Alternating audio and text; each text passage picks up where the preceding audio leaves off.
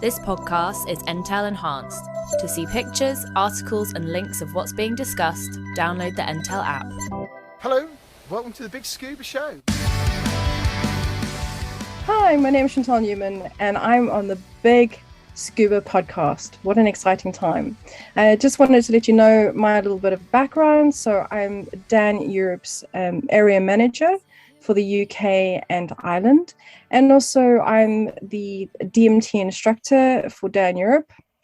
And yeah, I mean, that's the start.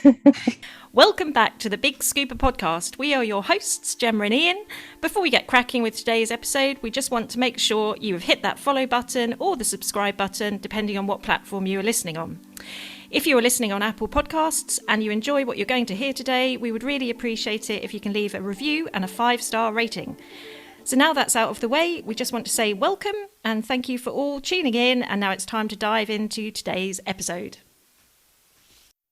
Hello, everyone. Welcome back to the BiG Scuba Podcast. My name's Ian. I am one of your co-hosts. And with me by the power of Zoom is... Hello, Gemma. I'm the other co-host. Yes. Welcome back and thanks for downloading this episode. We are talking remotely today because I'm just back from diving all weekend at Stony Cove. Yeah, you've been busy. And you've been paddleboarding and seeing parents. And yeah, I've had a busy weekend as well. Living it up in good old sunny Norfolk. Yes. So we've got another guest for you. We've got Chantelle Newman, who we got talking to at the Go Diving Show. Yeah, we sat down with her and she spoke about the Women Divers Hall of Fame and Dan Europe as well. Yeah, so quite a few of you, I'm sure, you tech divers and what have you, will know of Chantelle from her diving exploits and also from Dan Europe as well. Yeah, no, she was a great guest and listen to the podcast and it's quite a good one. It is. But before we get to Chantelle, so I've been away, as we said, with Crystal Sea Scuba, and I've been doing my dive mastery this weekend. So I want to say it's been a really busy weekend, really good fun, a lot of hard work, and say hello to everybody, the whole dive team of Crystal Sea Scuba based in Norwich, and we had a great weekend, and hello to all the students who well done on passing your courses. They all qualified for their open water? Yes, yeah. So all done really, really well. You know, let's think back to our open waters. They're not the easiest of things. No. Visibility started off really well, but you know, with several dive groups all learning on the shelf, you know, soon the visibility soon get, you know, churned up, didn't it? So it was really good, and lots of swimmers there as well. There must have been like today, probably a good 30, 40 people open water swimming. Were they in their wetsuits or? No. Somewhere, wow. somewhere, and somewhere, you know. But you know, well done to them, because although 15 degrees the water temperature was, still not like, you know, that warm. No. But then, you know, if you swim, then I suppose that, you know. Well, you do get warm swimming, that's for sure. Yeah.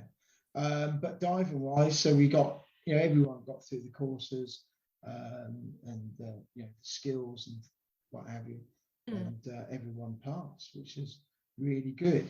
And we've got some new listeners as well, which is really cool. So they're, you know, they're going to, and some listeners actually come and said hello as well. They made themselves and wanted to know about the car. And I said, why are you in a wetsuit? I said, well, because it's warm. Why not? Why would you not be able? I was in my 03 semi-dry. Yeah. And I was toasty.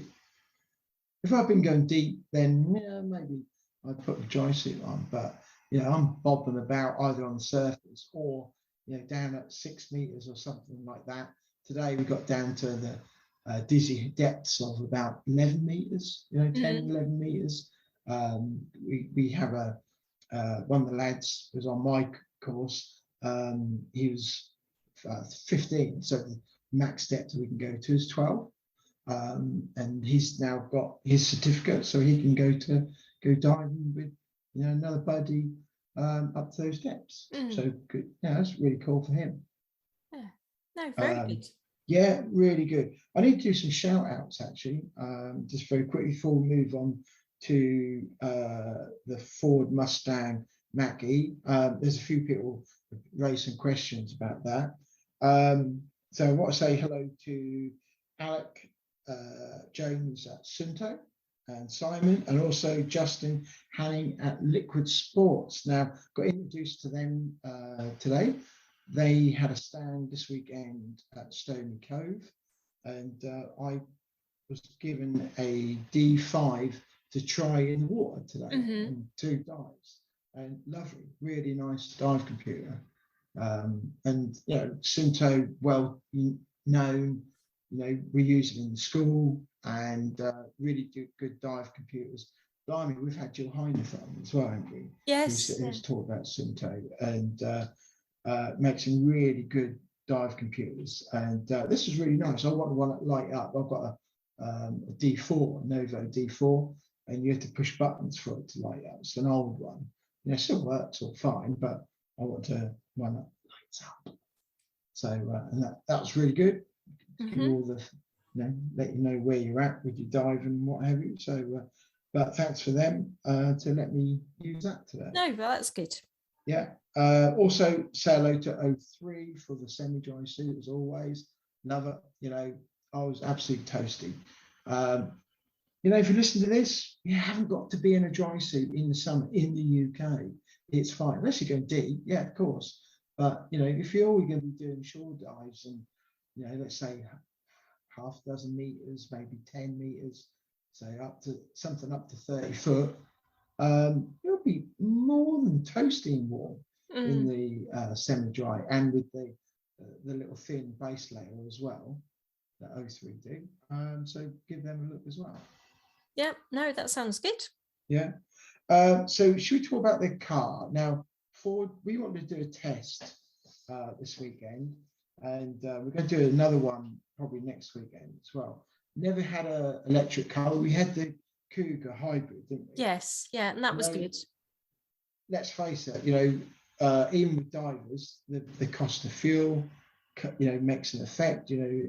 Makes a whole. If you've got to travel far, is that costing diesel, petrol, or adds to the cost of diving?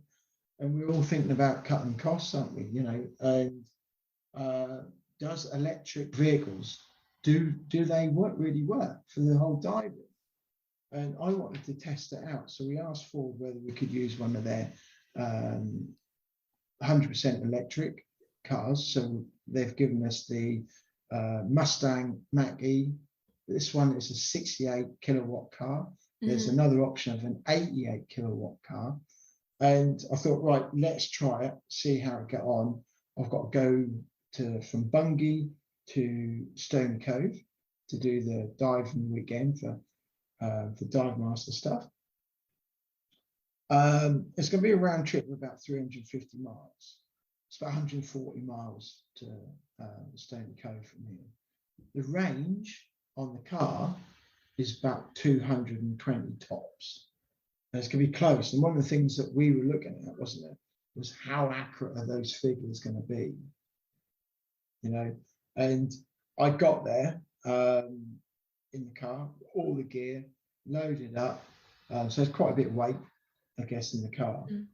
And good news is I did get that. Yeah, you did. I had to charge, give it a good charge this morning.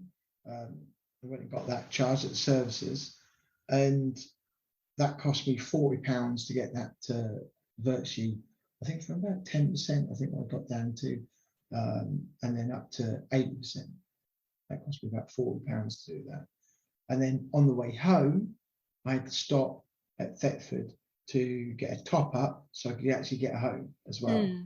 Okay, because I'm starting with on Saturday I started with 100% because I charged it overnight. This morning you started with 80%, and then I had to go from Lutterworth to Stony back. All right, and that's why I needed the top up. So it cost me so far about £58 to do that trip. But I've put it on charge again tonight. So there's going to be another charge to go on top of that, which I think estimates could be about another £30. So in total, it's cost me to drive, let's say, from Bungay to Stony Cove, a total of about, let's say, about £80. Mm-hmm. Okay. Now, if I took my diesel car, it probably would have cost me about £100. Yeah. Diesel. And it's working out at the moment with the electric at about where was it? It's about 26 pence a mile on electric compared to diesel. At the moment, it's about 40 pence a mile. Yeah, so it's definitely a saving.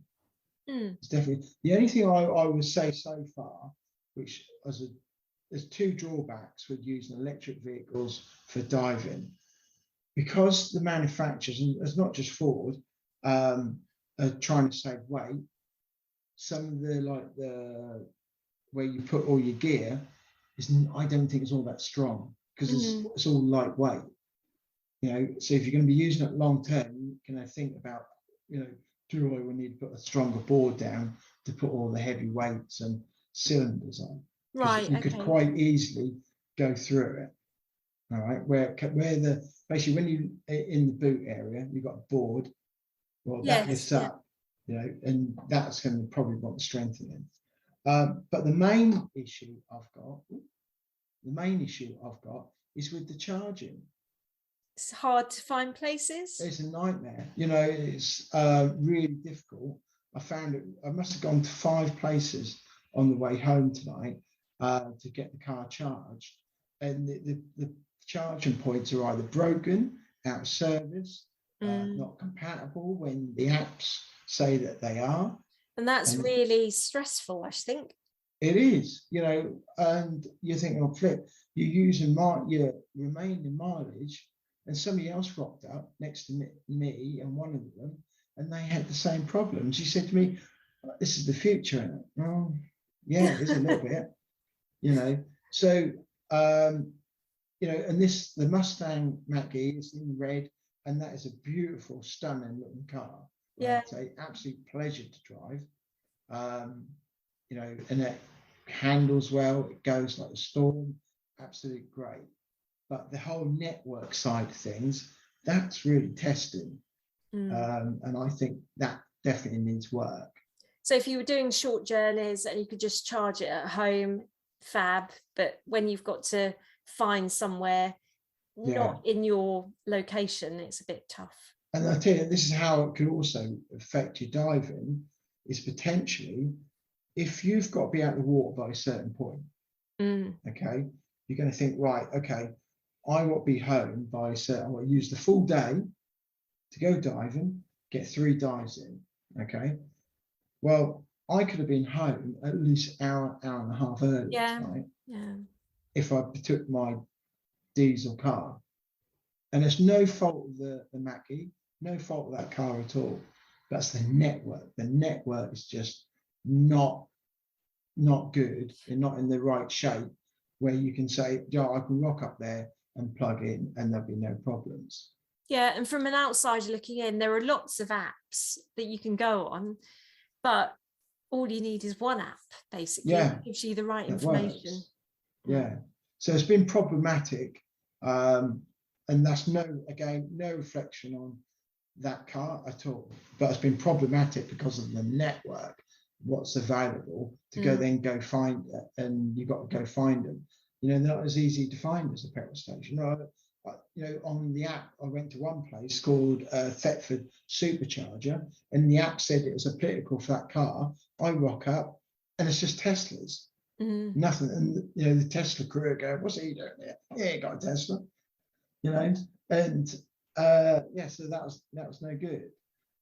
So there'll be more on this, and I'll be putting some sharing and stuff, because I did have people come up to me and ask me about the car today and wanting to know, how does it drive and things like that.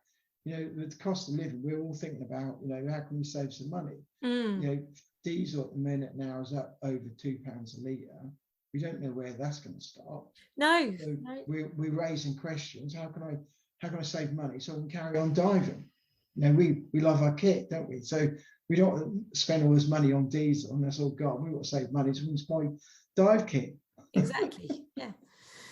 Yeah, it's all money at the end of the day. It is. All right. So I know we talk about cars sometimes, but there is a reason, a method in our madness, because we've got to get to our dive site. Yeah. And it's all about the environment and conserving what we've got. And, you know, using electric cars is the thing of the future, but it's got to be easy. Yeah, there is obviously other electric vehicles out there, not denying that. But if you want to be different, have a look at the Ford Mustang Mach-E. And there's two options. 68 kilowatt is the one that we're currently using, and that is absolutely brilliant. You know, I think the 88 kilowatt one gives you a range of about 350 miles. So you could, like, if we're going to do Swanage next weekend, potentially, you know, if we from here, we all go to Portland for a couple of dives. Yeah. We've got to factor in a 4-hour drive. We've also got to then stop somewhere. Charge before we even get to the dive site. So that's 5 hours. Then that's potentially going to stop us either doing a second dive. So we might end up just doing one dive, potentially on how long it took. You know, it took me an hour and a half to find somebody to charge the car tonight. Yeah. Then we got that on the way home. That's 10 hours to do maybe one dive. It's a lot, isn't it? It's a lot. It's a lot. And this is the future. You know, so yeah. Be interested. Watch this space. We'll be sharing about that as well. So as time go on. Yeah. Anyway, that's enough of me running on. Just hope that will help somebody somewhere who's now thinking about buying a car. Yeah, and just keep an eye on our social media, because we'll be posting about it over the next couple of weeks. Yeah, definitely. And let's get our guest on, Julie. Yeah, so our guest is Chantelle Newman, and she is part of the Dan Network. Excellent. Great. So welcome to the BiG Scuba Podcast. So it's lovely to have you. So we've met previously at the Go Diving Show back at the beginning of March. This is 2022.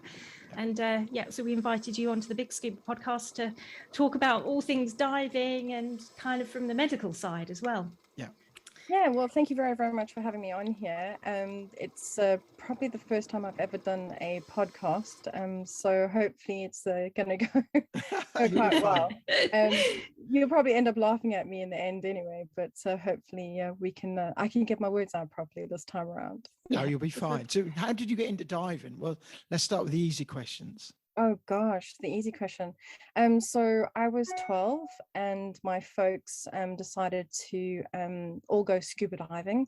And I was like, you know, okay, right. I'm a bit scared of the sea and things like that. I mean, I love swimming and things like that, but so I kind of went with it, and my folks were very serious, and I was like, don't really want to do this because I was young. Anyway, so what happened was we got enrolled into a NAUI session, and I can't remember, I think we were like open water juniors or something like that, my brother and I. He's 3 years old. Was this in the UK? No, it was in South Africa. Okay. So anyway, so we did the training, and then I passed at 13 years old, and we were like given like the most junior certificate. And the instructor said to my folks, do you realize that Chantelle's actually the youngest female in South Africa to be awarded a NAUI certification? Wow. And so that was his words. I tried to follow up and find out if it was really true, but now we didn't go back that far. So all of it was paperwork, not, you know, and then we're going to go looking through the paperwork. So I'm just going to take it at its value. So I started diving there, and then we moved from Cape Town in South Africa. And then I went to East London, and I did my ambulance duties there, and did a little bit more diving. But, you know, I was always the one with regards to getting in the water. I don't know why they'd get me in first. Maybe I was a little bit chunky, and maybe sharks like little fatty meat, but no, I'm joking. But basically what happened was they'd get me in the water first. So I'd basically roll back off the rib, and then I would like close my eyes, get in the water, and I'm like the first one in, and I'd be having my eyes closed, and then I'd open each eye very slowly to see that there's nothing hard in the water. Yeah, I finally got over it, and my fears were done, and we had some amazing diving in South Africa. It was absolutely amazing. So but other than that, moved to the UK, and I hadn't dived for absolute years, and then I thought, the Red Sea, everybody said the Red Sea was good, so I went back to the Red Sea and started did a test dive, and I was like I was in my element. I was thinking, why on earth have I not been diving for such a long time? And then I went back, and in the UK I did my advanced water, open water, and with Paddy, and then I did my dive master. So I'm actually a dive master, not a working one right now, but I still got it, got the qualification, which is great. Yeah, so you're a cold water diver. Absolutely, man, that water in South Africa is very, very cold, absolutely freezing. But we managed. We had 5 mil wetsuits, no dry suits, so we're brave. Yeah, tough. Yeah. Well, they say South Africans are tough, right? So in the UK, have you dived all over and the inland sites and the coast? Yeah, dived in most of the inland sites, but I have had the beautiful opportunity to be able to go to Cuba and dive there. And then my most favorite place of all is Bonaire. Bonaire is absolutely amazing.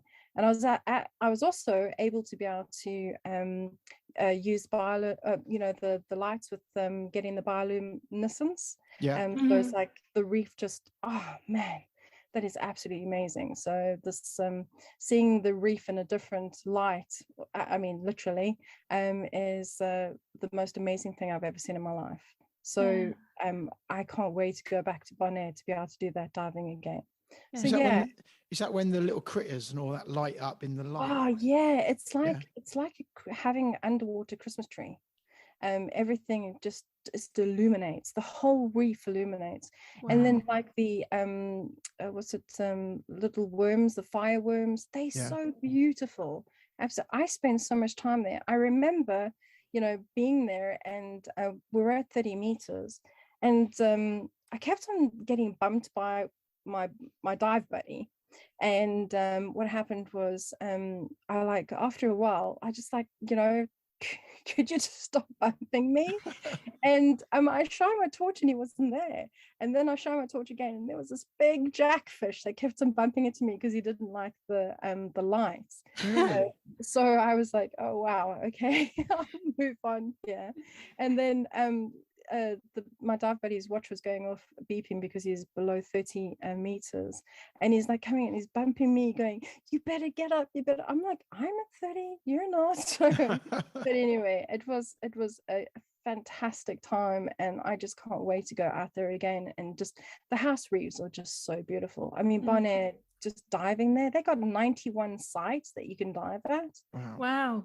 I mean, if you haven't been, you got to go, because and what's so great about it is that each dive section, each dive site, they have like a yellow rock outside, so it tells you that what it is. I mean, like they got oil slick, and they've got the big leap or whatever it is, and and the Helmer hooker, that's not a rude word, by the way, it's just the ship that went down, so or boat, whatever it is. But awesome diving, absolutely awesome diving. Sounds amazing. So from obviously your career, were you a paramedic or a medic before you kind of combined the diving in with that? So working in the ambulance service and that, it's a bit confusing. It's just easier if I just say that I was a medic, because we were paramedic partners and stuff like that. But the problem is that it's a very, very different skill set with regards to the UK and America and obviously South Africa and that. So we were trained to the level of paramedic, but we just weren't given that license because only one person was allowed to become a paramedic every year. So, Wow. if you, it's a bit ridiculous, but we got trained exactly the same as what they did. We did what they did, but not give certain drugs. But I mean, I worked in the ambulance service for quite some time in the early 90s or late 80s, early 90s. And then I moved over to the UK in 1998. And a few years of being here, I fell in love with diving again. And then I went, do you know, I don't understand why there's not a recreational diver medic course out there. So I created one for Dan. So I put it all together and created it, and kind of we started by using the International Marine Contractors Association, so IMCA. And then after that, I was teaching like the commercial diving for commercial diver medic courses for IMCA, and set up quite a few schools around. So, one in Norway, NYD, and one in Malta, but that didn't go ahead. And then one in Netherlands, which unfortunately, didn't end up being. It didn't really work out very well. Right. It's a bit of a clash with the business partner, but anyway, that's another story. However, I mean, at the same time, I actually created, when I first started with IMCA, I created this Dan DMT, approached Dan and said, would you be interested in actually taking on this DMT? And they were like, yeah, absolutely. And so basically that was my relationship with them. I think that was in 2010. That's when we started our basic relationship, and I was on the training committee. And then, I just worked with them for quite some time, and then they decided to take me on as the Dan area manager. Yeah. And so I think it was a bit of a shock to some people, because there were people that were in those places, but it's a bit complicated. But anyway, so so I've been with them for about 4 years, 3-4 years. COVID has obviously given us a little bit of a headache, because I can't remember dates so well. But so we've done quite a few changes with regards to Dan. But Dan's an amazing organization. I mean, they truly are. They're run by Italians, but that's no bad thing. They just talk a lot with their hands, which is quite entertaining. But beautiful people. They're absolutely beautiful people. And especially Laura Moroni, and Alessandra Moroni, Dr. Moroni. They're absolutely incredible people, so down to earth. And you can approach them with basically anything. And Dr. Moroni, he's brilliant, because if you have any diving medical hiccups or anything like that, he's just so spot on, and he'll answer anybody's email. He's really amazing. Yeah. So we've known each other for for over 10 years. So it's pretty cool. Yeah. So what I do as the Dan manager is I basically look after the whole of the UK. And people can phone me. I got my number in that. If they wanted to talk about insurance or research, or even training. So I'm one of the RTCs, regional training coordinator, for Dan as well. So we do quite amazing courses, not just the diver medic, which I'm the only one who can actually teach it. But there's loads of others, like first aid for divers. We have oxygen, advanced oxygen, neurological assessment, marine life injuries. Wow. And, so there's quite a broad spectrum. So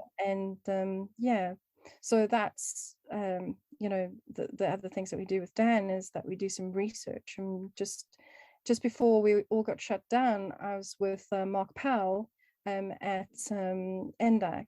And we did a research system with regards to cold water and gradients. So basically what we did, we set up a research room, and we took everybody's blood glucose, their hematocrits, so their blood, the levels of hydration, rehydration, dehydration, sorry.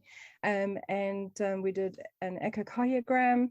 and we did Doppler testing. Doppler testing is checking for bubbles, and the echocardiogram is also for checking for bubbles.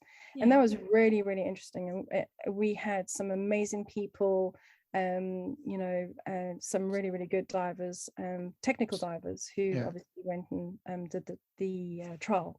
So is that a test before and then during and after?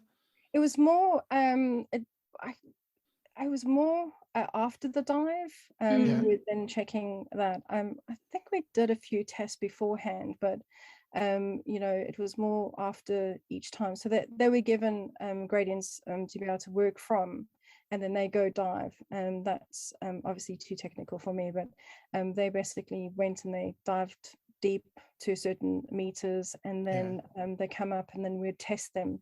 And then we test them again after, I think it was an hour, and then we'd see how their bubbles dissipated, which is really interesting because it was quite quick that they could actually off gas.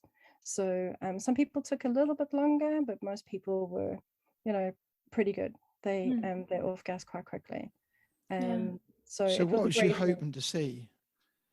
To see how bubbles are. You really need to get Mark Powell on this one because he's more the technical guy.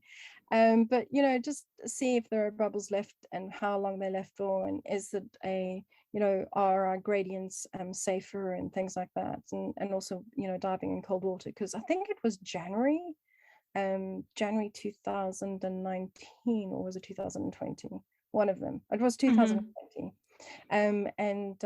So the water was incredibly cold, but it was great. I mean, every time they came into the room, it was like steaming, because the heat from the dive, and then like kind of trying to get warm. It's like it was very unusual, but loads of fun. But we plan to do some more, so that's pretty awesome. Whoever wants to do research with us, we're just so excited about to do it. So did you look into like the genetics as well? So like the people, where they fit, where they overweight, where they how old they were, and and I guess whether did the water temperature make a difference to that as well? I think, we're so susceptible to so many different things. There's been some really, really good research that's come out, and it was done. Simon Mitchell, he's a phenomenal guy. And I've heard him talk. Yeah, he is super cool. He's absolutely super cool.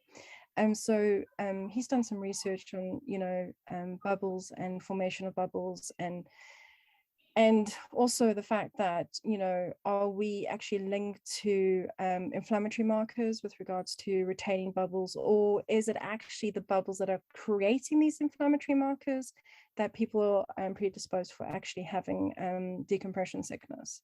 So, but the research is just generally looking at, we didn't really take people's weights or anything like that. We were just looking at them diving at those gradients. So everybody would have a different factor of how they retain their bubbles, how they off gas quickly. And we know that obviously the larger you are, you kind of off gas a lot. In a lot of women, as for an example, a lot of women who dive, they have a tendency to come out of the dive, particularly, relatively deep dives.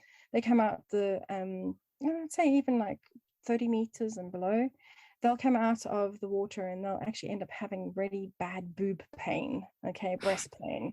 And I apologize if I've offended anybody, but because of our breast containing loads of fat and tissue, we're actually off gas in our fatty areas.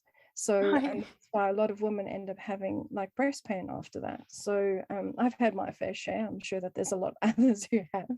But yeah, so it's just, it's how our body's makeup is. And, I remember talking to a good friend of mine, which I can't mention his name because he might still be in denial. No, I'm joking. He might not be. But no, I'm kidding. So it's a really, really good, it's a friend of mine who lives in Greece, and he's a very, very amazing technical diver. And he had actually, I was actually doing, we talk about podcasts, but I was actually doing online webinars throughout the whole of COVID. I got to like about 100 that I did with everybody, which was pretty exciting. But the people were just so fantastic to be able to come onto the show. And this gentleman, he was one of the people on the show. You'll have to go through all of them now to be able to see. And he had actually rolled his ankle, and you know, a few days later he went diving and he actually got a bend, and he, you know, he was so concerned, and he phoned me and he said, "No, Chantelle, I'm really concerned because, you know, I've been healthy, nothing's happened." And I said, "Do you know what? I remember you sitting on the couch and you said to me that you rolled your ankle." I said, "I bet you that was the inflammatory marker that actually caused you to have decompression sickness."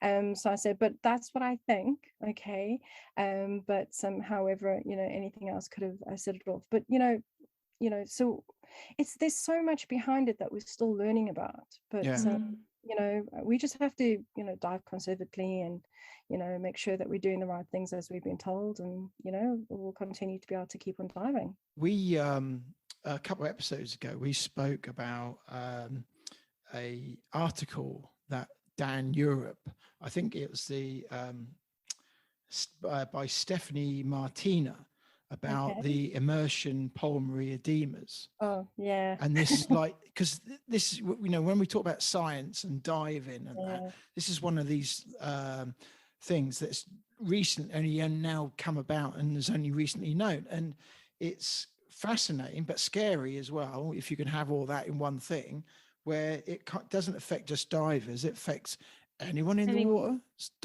swimmers, snorkelers, anyone.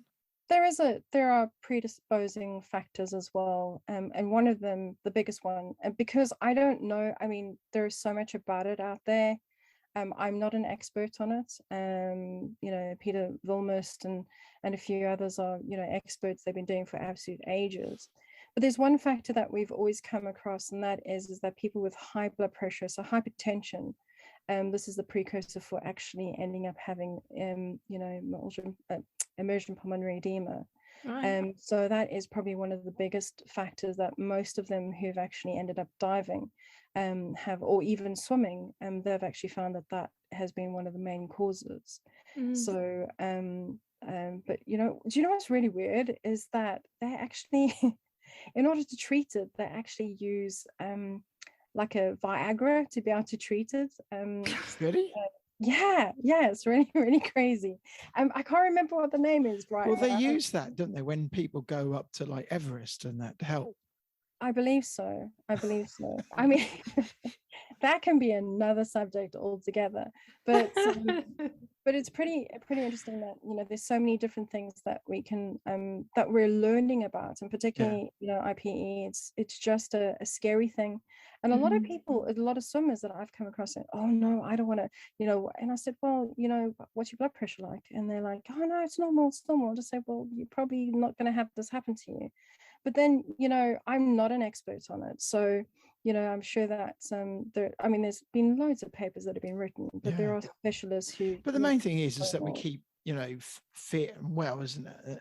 For diving, isn't it? You know, we often talk about diver fitness, and you know, and that's one of the biggest things. And you see it, you know, the water side. You see somebody come out of the water and their face is absolute scarlet, and you know, it's usually a guy, and you think, you know, you offer help and they're like, no. And and it's like, okay, maybe just don't put so much weight on or something like that. You know, have one tank instead of two. So, I mean, if you can imagine somebody who is, you know, got high blood pressure, okay, the minute you walk into the water, you're already pushing about 750 mils to your heart. Okay, wow. So all that blood is being pushed to your heart. Now, if you have hypertension, that's not going to lead to all sorts of problems, okay, particularly if you're not healthy. People, you know, there's so many factors that people will turn around and say, okay, right, so, oh, smoker, oh, you know, very large, oh, but, you know, it really, boils down to a lot of things. Really boil down to you know, your blood pressure itself. So you know, if you are fit and healthy and all that, you're probably not going to have as many problems as because you've actually put your heart under a tremendous amount of strain that you would end up, you know, getting really sick. So you know, there have been loads of people who have ended up having this.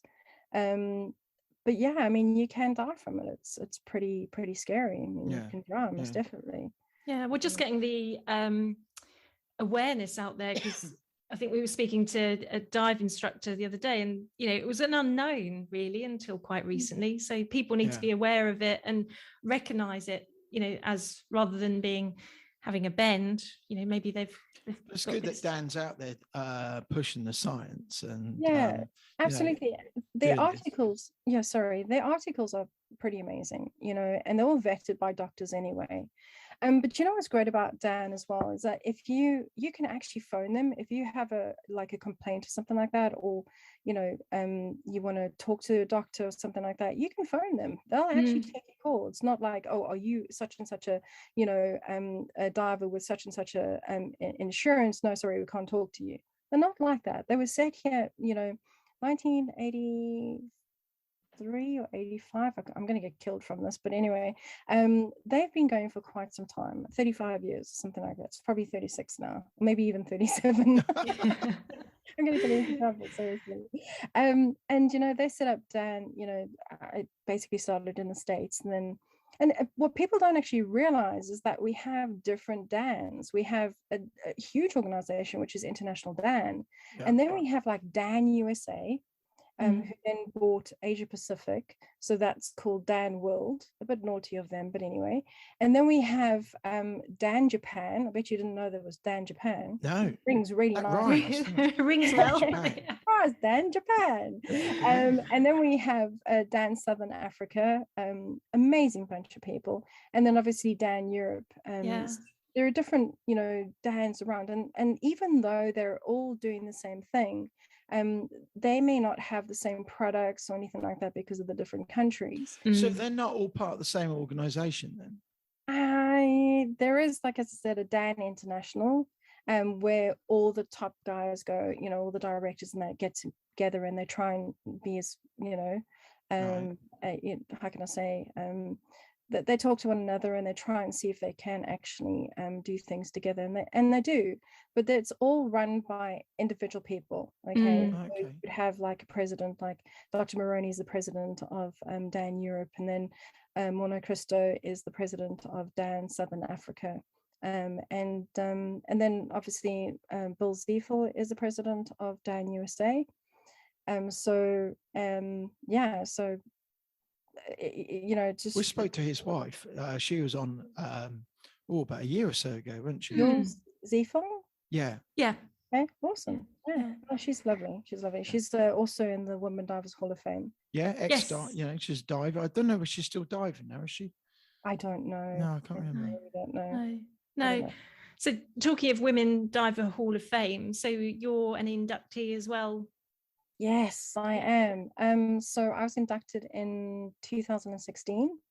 This is pretty good, okay, because you know, anybody can actually get it inducted if they have all the qualifications, not necessary qualifications, but they fit the bills. So in other words, they've done something significant in the industry, and also maybe they've done a first, like say for instance, a lot of people who've done world records and that, but they have good standing in their, you know, personality and their lifestyle and things like that.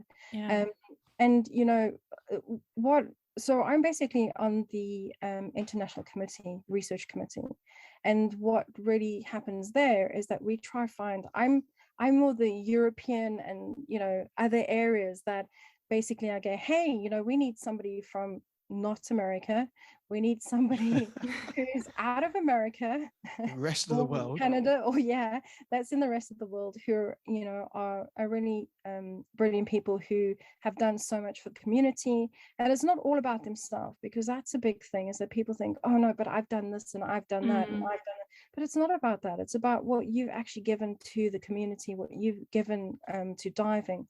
You know, what you set up a network, have you, you know, done great things, and have you been recognized recognized for those.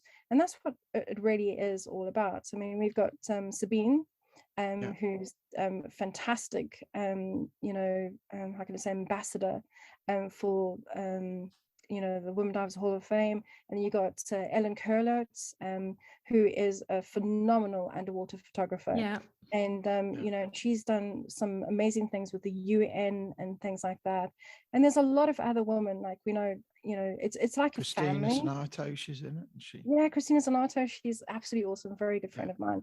When I was doing my magazines, she was actually on one of the magazines. Well, she was in a couple of my magazines that I ended up doing. It was called A Diver Medic and Subaquatic Medicine, which I did for a few years, and then it just got too expensive for me to be able to just fund for myself, and I'm not very good at sponsors and advertising. That's not my big forte, but she's amazing, and I've dived with her as well, and she's pretty awesome.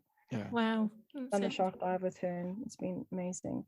But yeah, so there's a tremendous amount of women that are in. I mean, I think we got 220 or so women in Women Divers Hall of Fame, but it's not, we really need more women. We need more women who are in other countries other than the USA. And if you guys know of anybody, or anybody listening, if you go to WDHOF, which is WDHOF is Women Divers Hall of Fame. Excuse me, my brain's a little bit fried. WDHOF.org. You can have a look at how you can sponsor somebody, or you can nominate somebody. That would be absolutely amazing. And you don't have to be a part of the Women Divers Hall of Fame to be able to nominate somebody, but it will help if you know somebody in the Women Divers Hall of Fame who can actually write a supporting letter. So yeah, there's quite a few people that I would think would be absolutely amazing in the Women Divers Hall of Fame. So yeah, that's great. Yeah, no, that's really good. It's another part of the community, isn't it? Oh, absolutely. Yeah, I mean, I do get a lot of guys saying, well, why is there not a men's Hall of Fame? So it's I just like shake my head and go, well, you've been recognized. I mean, women are now getting into the field. They're doing a lot more men's things as well. So but there's no sexism. It's it's just, we're just better than the men. No, sorry, I shouldn't have said that. I'm kidding. Yeah, but it is very much a male. I mean, some people say it is, some people say it is, but it appears to me that it's very male dominated. Now we were at Stony last week. Yeah. And Gemma thought she was going to be the only lady in the pool, in the pond, in the lake. And were you accompanied by other ladies? Yes, eventually, but you stand there and eventually think, there was loads. Where are the girls? There was quite a few. There were. I mean, there was at least two. At least two. And there was one of them diving. Well, yeah. I mean, look, let's bring more women into diving, right? And that, maybe it's more. I mean, like, as I said, I don't like to be sexist or anything like that. I mean, we all equal. If you can dive, that's great. Whether you're male, female, it's fantastic. Obviously, when I go diving, I always get the men to carry the stuff into the. No, I'm joking. I don't do that. I'm teasing. I wouldn't do that. And do you know what? There's so many sexist comments I could have made. No, I'll refrain. I won't say anything about, bring the cups of tea over or anything like that. No, I'm teasing. I'm really. You're never going to ask me back again, Chantelle.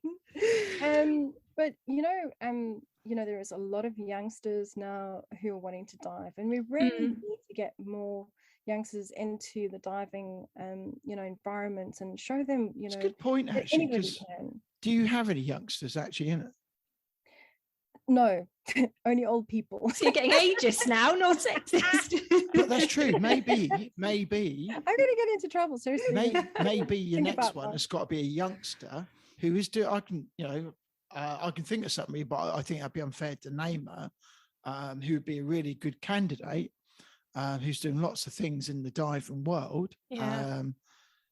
I'll tell you this. I'll tell you her name off air. Okay. Nice. But I think she'd be a really good role model for you. And it would in kind all of bring, seriousness. because you do look at the Women Divers Hall of Fame and think, that the age group is more mature than. Yeah, I mean, like, because these women have done it for years and years and years. But I mean, what would be great is like a junior Women Divers Hall of Fame or something like that.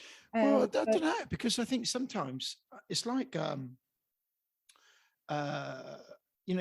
if you don't include the young people, sometimes that can be just looked at this mantelpiece that you can't obtain to, or unless you get to a certain age, when the age shouldn't really be important. It should be about what they're actually doing. Yeah, I think that,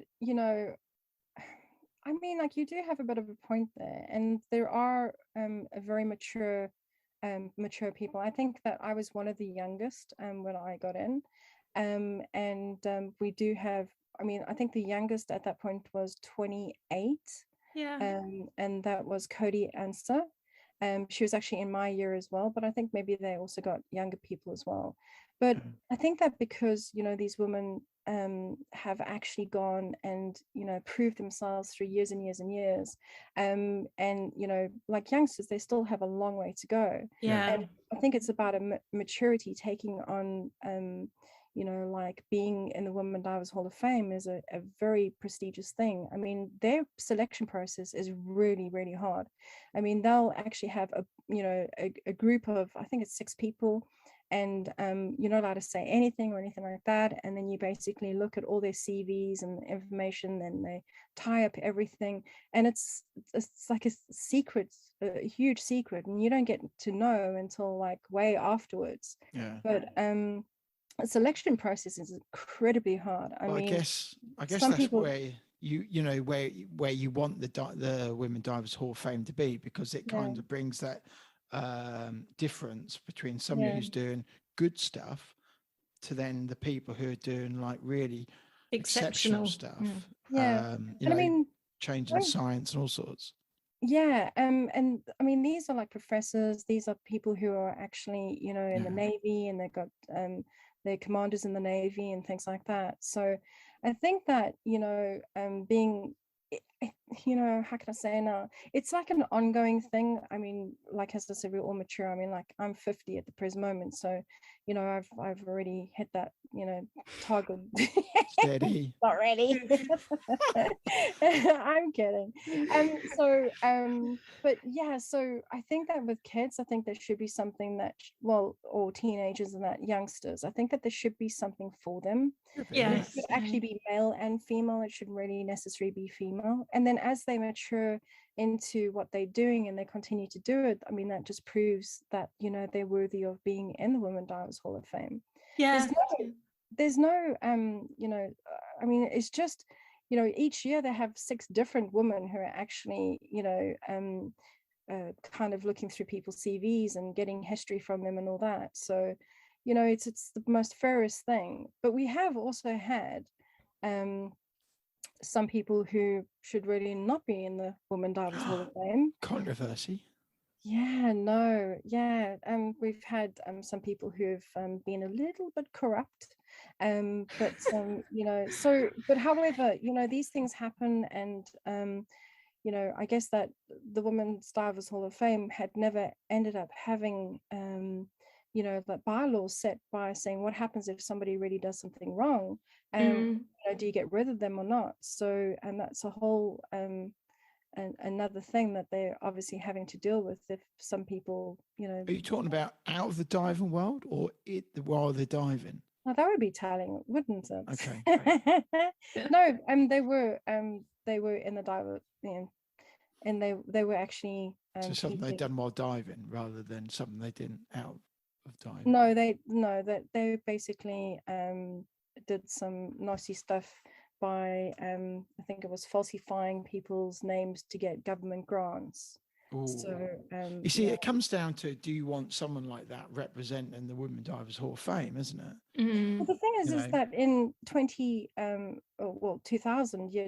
they actually got all these women that they believed were the best in in society, to be able to be put into the Women Divers Hall of Fame. So I think that their adjudication wasn't at so advanced, and then they thought, okay, hang on, we've just put so many people in. I can't even remember how many. There were loads. There were quite a lot in 2000. I remember. Yeah, absolutely. And we have some phenomenal people that are there, and even my sponsor, which is Andrea Zaferis. I was trying to think of her name. She's a very good friend of mine.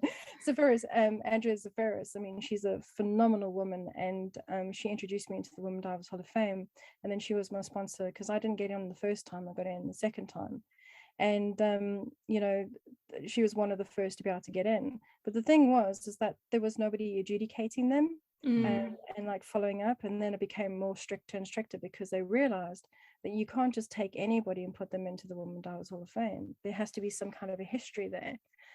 So the one person I think was one of those, I think maybe 60 people who got into the Women Divers Hall of Fame. And then obviously people can become greedy when there's money. Yeah, that's when things go wrong, isn't it? Absolutely. Oh, well, that's interesting for people then to have a look at the Women's Diver Hall of Fame and look at it for kind of inspiration about the women that are already I remember when I flicked through it, and you look at some of the people on there and you think, wow, the stuff that they've done is pretty amazing. Some of the stuff scientists and doctors, even though some of them that's their job, but I mean they've actually gone into like phenomenal scientific work and proving things, and I mean we've even got some astronauts I believe in there, but fantastic people like Christina Zamato and Jill Haynorth and and obviously my friends there's a lot of them past BiG Scuba podcast guests as well. Yeah. Well, hey, that's where you've been getting them from, right? No, they come and see us, and we chat to them, like yourself. I mean, that's so cool. That's so cool, But but there are other organisations that obviously support. Like I think there's some other organisations like Scuba Hall of Fame or something like that. That that goes for men and women, and then so. But I mean that's great that at least there's something that is there, and to recognize people for what they've done. Yeah, exactly. And it brings it all becomes a whole, doesn't it, with all these different like shoot-offs of halls of fames or little communities, but they've all got kind of a common theme to them and a common interest and subject. It's a good place that we can celebrate some of the stuff that they do. So absolutely, brilliant. Absolutely. No, that's really good. So in looking at kind of all the people that if you could take 3 people diving to see the underwater world, they don't have to be divers, who would you take and why? Oh gosh, that's a hard one, because most of the people I know they're already divers, but I think I want to take my mother-in-law, who hates water and doesn't swim very well. You got to bring her back. Oh, okay. Forgot about that one. Can't just take her under and then leave her. Actually, what I did was I've got this the VR what's it called? Oculist? Is it Oculist? Oh, the virtual. Yeah. And then I put that on her head, and she kind of went diving underwater, and she was like looking everywhere and almost falling over. So she had a little bit of a tweak of that. I guess I don't know. I mean, because my family are divers. I mean, there's some people I would take down, but maybe never bring up again. No, I'm joking. I wouldn't do it. Well, we've had that before from someone else. No, nobody's going to want to go diving with me now. I guess that I think that I've like introduced diving to a lot of youngsters, and I think that if I had to take, it would probably be somebody who's not extreme, but somebody who Actually, you know, I think about a friend of mine, and her son is autistic. I think I would love to take him, you know, diving, because that would be so amazing. And I think that would actually work for him. But so the third person, I'm going to have to give a skip on that one because I can't think of anybody right now. That's all right. It's okay. So, what gets you out of your comfort zone when you're diving? You know. What gets me out of my comfort zone? That's a good question. I think that big fish. Yeah. Yeah, I mean, I'm still scared of the water. I'm still scared of the sea. You know, it is a big, wide world out there, and you know, we're just visitors. Yeah. You know, and we've got to respect the sea because it can do pretty nasty things. But however, you know, we seriously really need to respect the sea. It's so important, and what's in the sea. We've got so many amazing things that we're able to be able to see, and it's just a pity that there's only a few of us who are divers who get to see that. Yeah. Unless you go to aquarium, which is obviously, a little bit of a visionary thing. I don't think it's a bad thing to be a little bit scared, because I think that way you don't take it for granted, and that's when mistakes and people do things that they shouldn't be doing if they take diving in the sea for granted, or animals, if you take animals for granted, especially things like sharks and what have you. That's when things can go wrong. Yeah, absolutely. I mean, I spoke to Jill Haynorth once, and I said, look, I'd love to do cave diving. But it just stops there because I'd be deadly scared of going into a cave and not being able to get out of it. I mean, I went to a cave in South Africa in Oudtshoorn. It's called the Kango Caves, and I got stuck in there. So I know what it's all about, getting stuck. So that's my fear for life. Being the podgy me I was, I got stuck in it. But thank goodness I got myself out, and I didn't have to call fire rescue and all that to go. Here you are to live in proof of it too. Yeah, so I know that Andy Torbitz has been talking about doing some research at WDHOF with a few divers, so we're going to be doing that. And I said, well, as long as I don't have to go into I got stuck at WDHOF. So you guys can go in, and I'll just like sit here and just watch and wait. Because you can walk to such and such a chamber, and I went, I think I'll just stay here. So but that should be happening sometime hopefully this year, so that'll be fun. Look out for that. Oh, that's really good. Yeah. So our final question is, if you had a billboard that the whole world could see, what would you put on your billboard? So it could be a phrase, a caption, it could be a picture, it could be a video, but just something that you think the world needs to see or hear. Okay, well, can I have two billboards? Yeah. Not sure the rules allow two. Breaking the rules already. Yeah, okay, I'm sorry.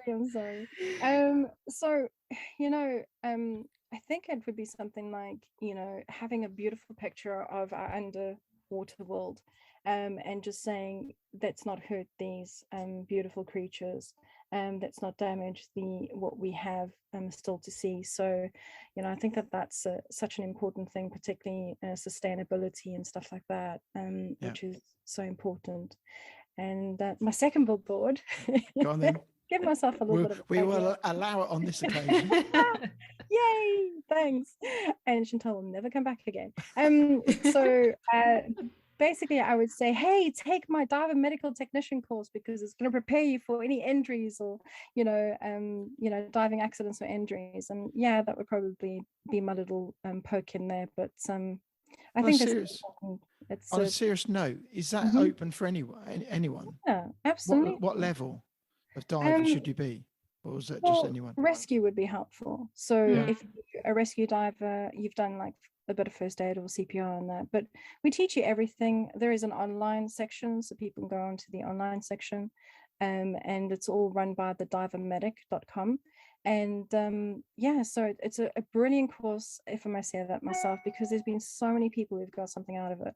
I have some friends in Darhab who have done the course like a few times now. We were just recently finished their refresher course, And they have been the most active there. They've done so many different things. They've saved so many different people's lives. And they're right there doing the best thing ever. So my Dahabian friends are fantastic. They have really made me very, very proud of what they've done because they've taken the training.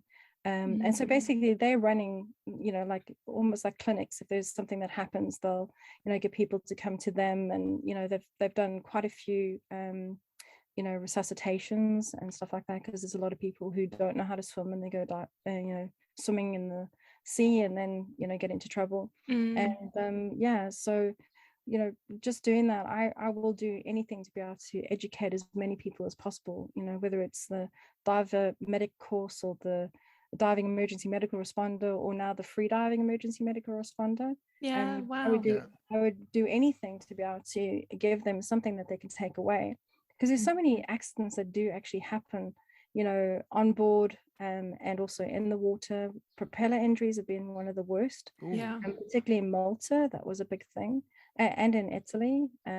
So we've got to know how to treat these.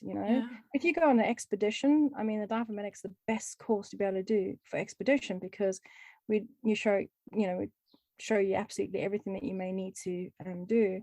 And also there's in-water recompression as well. So I'm not actually demonstrating underwater, but I am talking about it. It's a great course, and available to anybody. But you should really have like CPR, some first aid, just to be able to give you that level. Yeah. And then take it from there. I mean, I think you guys should come on it. Yeah, well, I've got my rescue course next weekend. Oh, fantastic. How exciting is that? That's awesome. That's awesome. Well, when you're ready, let me know. So if people want to find out more about the courses, where is the best place for them to go to? So the website is thedivermedic.com. And then that's all the different courses and all that. And and also it's very, very important, if you're diving, make sure you take out DAN insurance, because DAN insurance will make sure that you're covered. And whether your insurance runs out or something like that, that will still help you. And please, if I can just say that, just follow their guidance. Don't make your own decisions on what to do. If something happens, if you're out, and something happens where somebody has decompression sickness or they get injured or something like that, don't take matters into your own hands. If you have DAN insurance, call the KS line or call Dan and tell them what's happening, and they will do everything for you to be able to make sure that you're safe.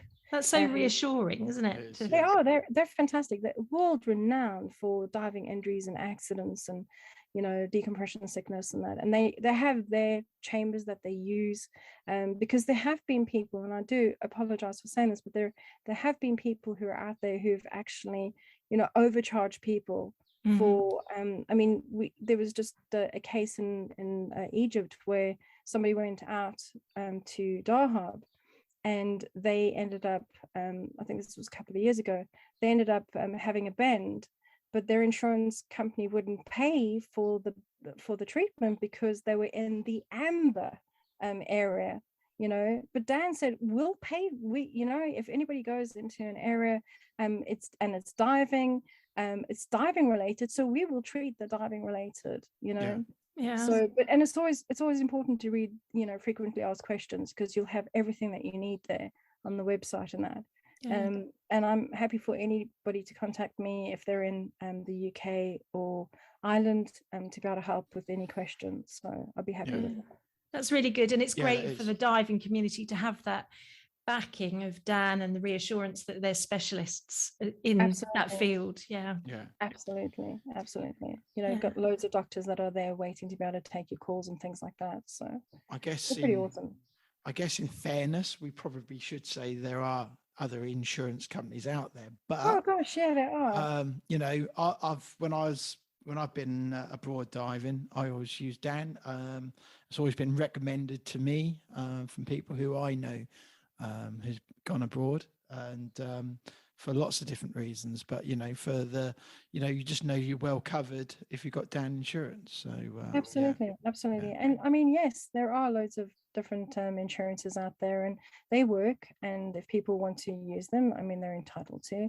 But I fully support Dan Insurance, not only because I work for them, but it's because I know that their quality of care, and if you follow what they're going, I mean, we've had people who've done their own thing and then wondered why they haven't got their insurance paid and stuff like that, why the hospital bills aren't paid, is because they just do things by themselves. And when you have any insurance company, they're going to make sure they're allocated hospitals and treatment chambers and all those places that will not kind of mess you over with the prices and things like that, and they're safe, because they have to actually regulate them as well. So they're not going to just send you to a place where it's a one-man band and he tries to run the chamber from outside, but from outside can't really do that. But you never know these things. It's great advice. That is awesome. So I think obviously hopefully our listeners will take something from that, and maybe consider Dan Insurance and look at your courses. That will be absolutely amazing. More for the Dan Insurance, just secondary to my courses would be great. And just insurance is so important wherever you are. Even people who are actually in the UK, they Dan Insurance, they'll take their Dan Insurance because it covers obviously for instructors as well. And those people must remember that if you're a PADI instructor, you can actually get a PADI Dan discount. So you just ask PADI and they'll be able to obviously give you the link where you can actually get just instructors or dive professionals, dive masters as well. Any dive professionals, dive masters, that you can actually get a great bonus. Don't phone me on. I'm speaking on the podcast. I do apologize. I can't mute my computer because it will actually go completely. I'm going to hear what you guys are doing. But just taking the opportunity, I want to thank you so much for inviting me onto the podcast, and I just hope that people listen and get some information and thanks for coming on. Great. We'll put the links of the subjects we've spoken about in the show notes, so people can then click on and then delve a bit deeper into the Dan Insurance and the courses. And the Women Divers Hall of Fame. It's that is definitely. People should look at that. It's so important for those who are haven't been quite recognized yet, and they do such wonderful things. We need more women, and we need the partners behind them. So that's quite important as well, because that's really important. But once again, thank you so very much. It's been an absolute ball of fun. No, thanks for coming on. I'm sorry if I said the wrong things or anything. No, that's fun. No, it's all good. And it wasn't that nerve-wracking, was it? No, it wasn't. I think I spoke too much as well. So no. Well, that's the whole point. That's why you're on. Exactly. People don't want to hear us natter on. They want to hear our guests. Oh, thanks, guys. So, and I wish you all the very best with everybody else that you're going to get on. So and this podcast is pretty awesome. So well done, guys. Well, I'll drop you an email. It probably won't come out for maybe 4 weeks, possibly. Okay. So, but we'll drop you an email prior to it coming out, and I'll probably drop you an email just to get the links you want us to use in the show notes. But no, you've been a great guest. I've got a question for you. Yes. Something I was thinking of while we were talking about insurance and everything.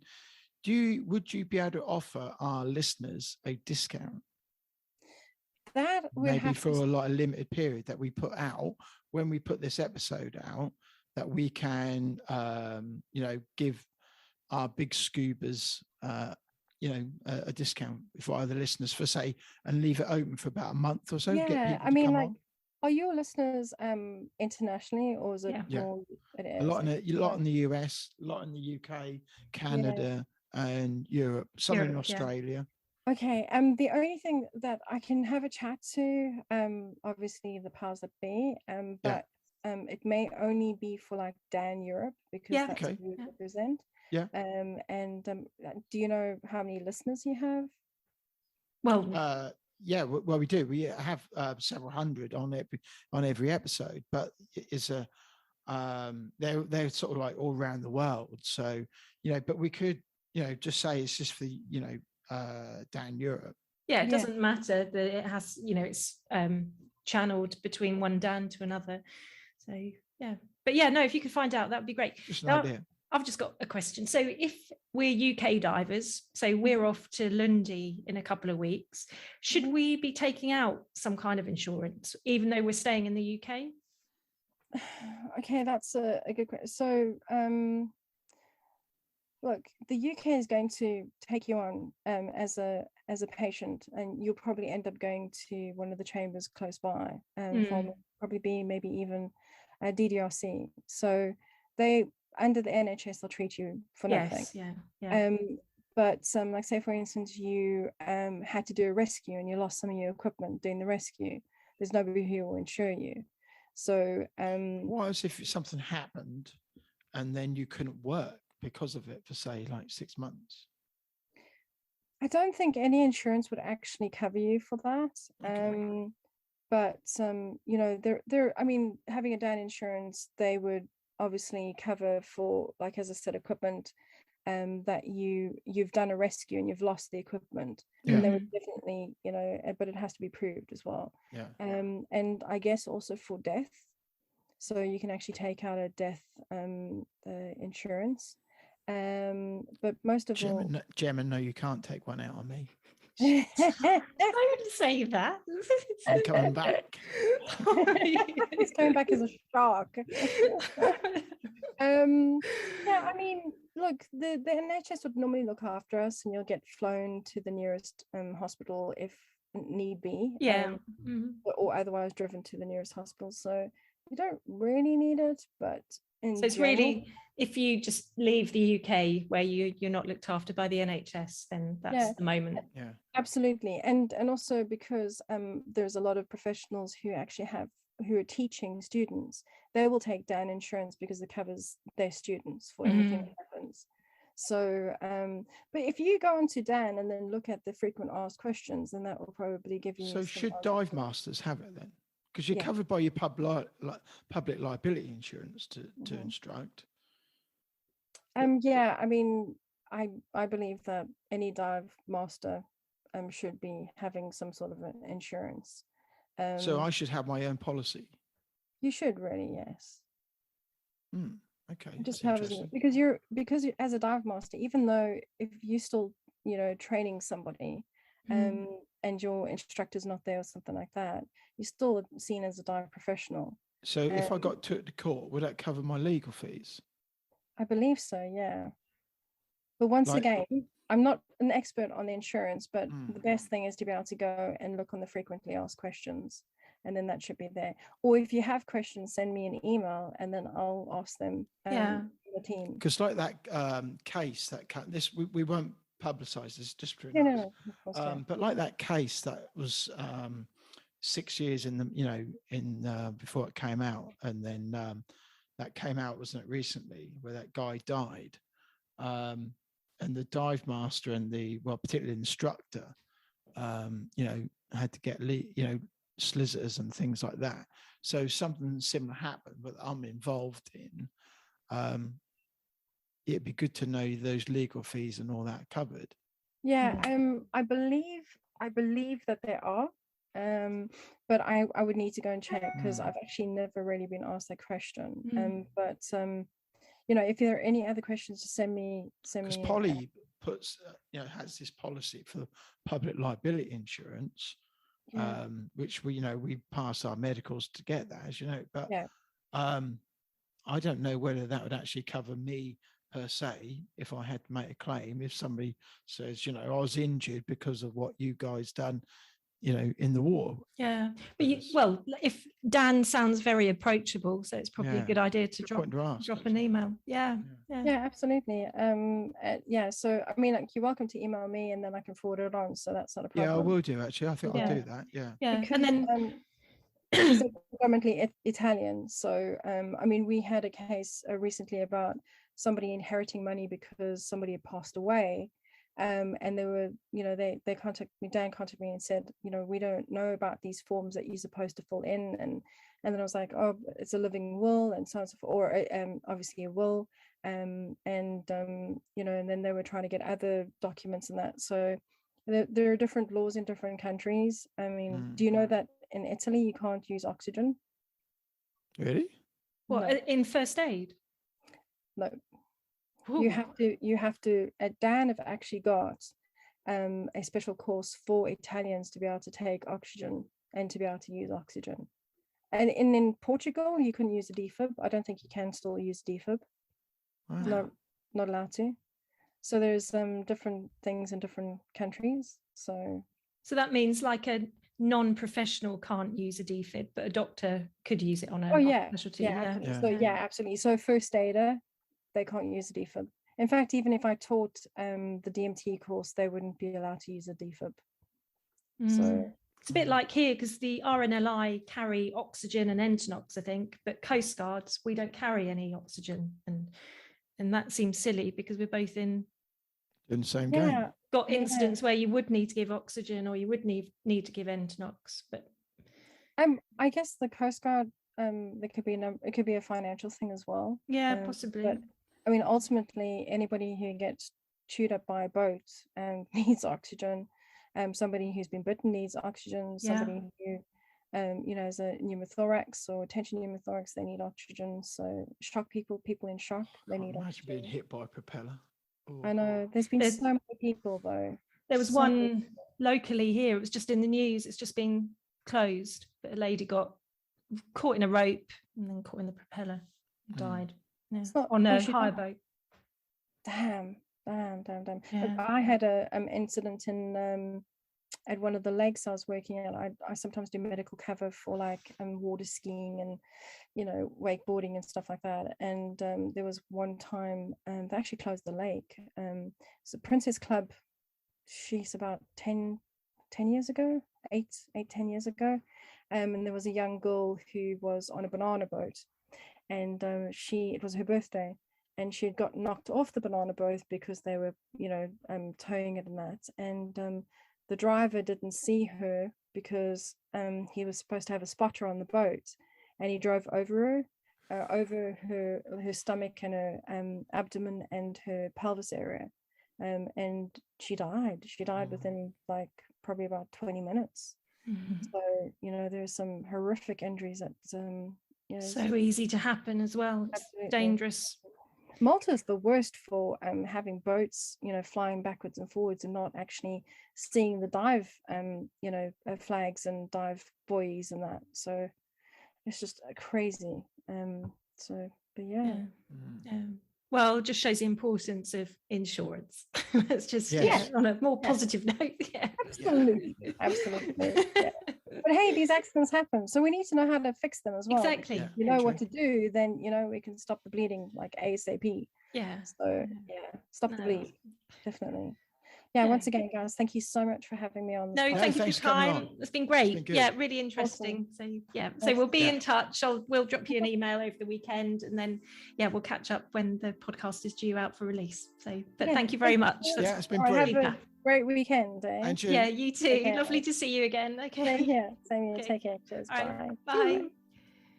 Now that does wrap up today's episode of the BiG Scuba Podcast. But if you want to hear more from the podcast, make sure you hit that subscribe or follow button depending on what platform you are listening on. That way you will never miss an episode from us. But if you are listening on Apple Podcasts and did enjoy what you heard today, we would really appreciate it if you head to the show page to leave a 5-star rating and review.